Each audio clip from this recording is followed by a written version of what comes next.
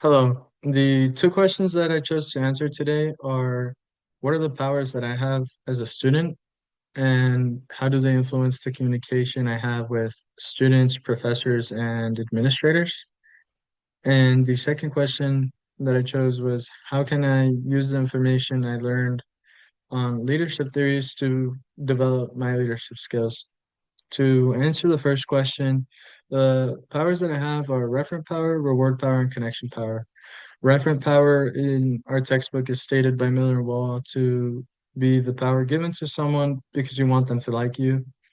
And I feel that this is a power I have because of my communication, my personality, the values and beliefs that I hold, which allow for others to trust and respect me, and as well as the similar situations I am with peers and similar age and similar experiences we're going through helps them also get that like trust and respect for me.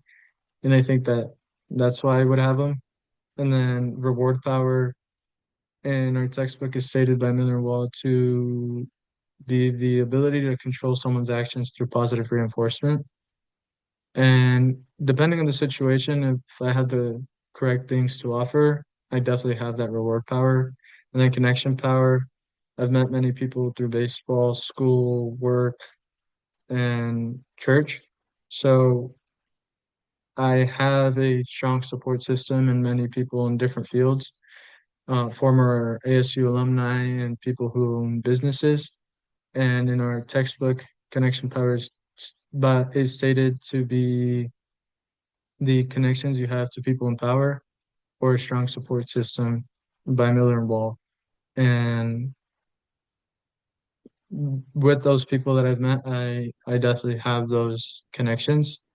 And these influence my communication with students, professors, and administrators because I am more confident and more courageous because I know these things. I may have not known the names of the powers, so, but I did use these sometimes, and it helps me just better interact with them and knowing that I can receive help from them.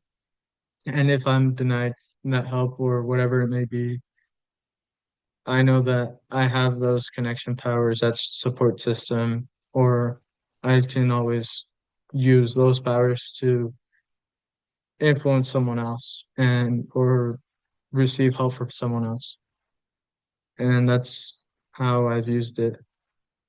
To answer the second question, the information that I've learned can be used to develop my skills by being put in practice to better understand how to use them and being less nervous when I use them and just having that sense of security when I use them, knowing that I'm using them correctly. And there's three that I really want to focus on, which would be the powers.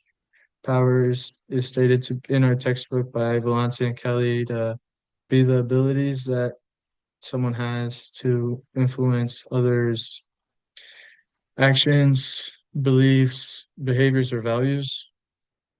And I think that's important because it creates a more effective environment to work towards a goal, and it allows everyone to work in unison, as well as it brings the similar people together, which allows for less chaos and less problems in a group study, in a workplace, whatever it may be. And as a leader, that's very important, and it allows for the the people to be closer. Another is the democratic system of leadership style. In our textbook, it's stated by Miller and Wall to be the leadership style you where the leader follows the will of the people or the majority of the people, normally through vote. And I think this is important because it takes into account the opinions of the followers and allows for them to feel seen. And that creates a bond with the leader and the followers and allows for an effective workplace and effect and for them to effectively work towards a certain goal.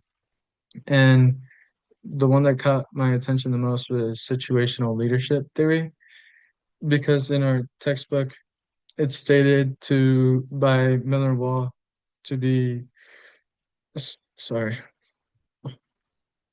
it was developed by Hersey and Blanchard, and it requires leaders to examine the task behaviors, relationship behaviors, maturity, readiness of the followers to select the most effective communication style. And this is very important because it allows for there to be less chaos, less miscommunication, less misinterpretations, and that therefore there's less problems. And it shows the situational awareness that a leader must have, quick action, and quick thinking.